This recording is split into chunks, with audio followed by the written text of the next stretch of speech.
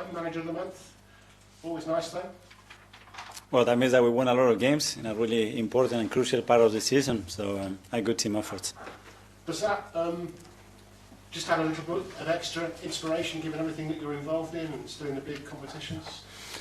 I think that's a reflection of what the team is doing and the level of performances and the amount of games that we are winning. As I said, I think it's just a reflection of that.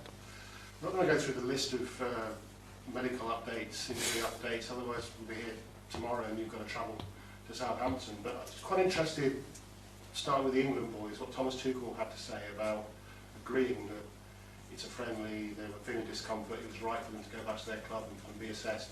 That's the kind of conversation you have, I guess, with all the national teams. Yes, and we have very good relationship and communication with most of the national teams, certainly with Thomas. We've been extremely supportive all the time, and when you have to communicate the state and the moment of every player, we are always very honest, and at the end there is a medical decision that has to be made, and that was clear what the conclusion was.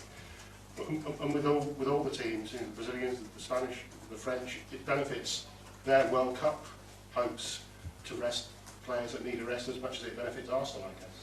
No, I think when a player is fit and available to play, he has to play, and I think it makes us so proud that we have that many players in the national team, and the players are desperate to play with the national team, and we know how important every time that they are together and the time that they spend in preparation means to them. So we are fully supportive of that, and when we can do it, we do it. So of the players who haven't been involved or have been partially involved in their national teams, are any of those who may not be available to you over the next couple of games? You will see. I continue the speculation, so you can do it and you can judge it afterwards. Did what I say was right, or I have to maybe change and delete and write something else? But it's difficult anyway, because you would, I'm sure, rest some of those players ahead of a big Champions League a couple of days after. We are in a position right now that we're going to make the strongest lineups and decisions that we possibly can to win every competition. We are 2 or 3 games away in the FA Cup, and we know how important that competition is for us.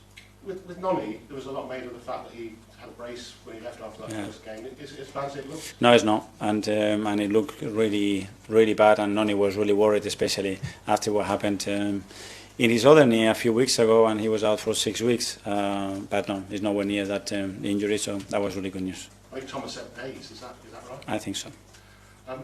Ebbs probably, though, is going to be out a little while. Ebbs is out, yeah. How long? There's no say.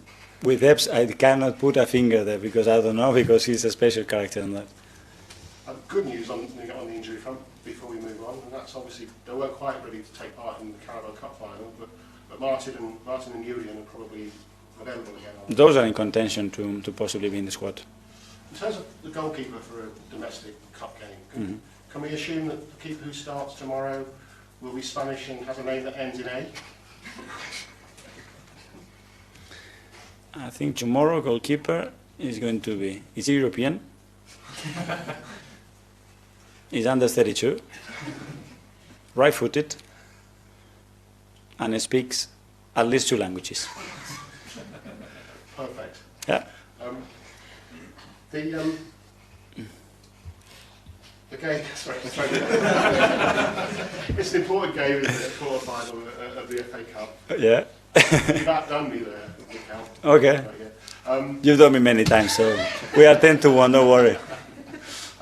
Another Wembley appearance at stake. Yeah. How important is it? Just probably the third of the most competitions you're involved in terms of importance, but still nice to get to Wembley. Yeah, huge competition, so related to the history of our football club. And we're going to play a team that is in a really good moment. They won so many games recently. It's in a really good moment. You know the expectations, the crowd, the environment that they're going to create. So we are ready for that, and we want to win Wembley again. So tomorrow we have the opportunity to do that again. I mean, they're on a really good run, aren't they? Yeah. Of late. And important to them as well, it's the 50th anniversary of them as a second division side. It was called then, beating a giant Manchester United in the cup final. So there's a lot to contend with there for your players, isn't there?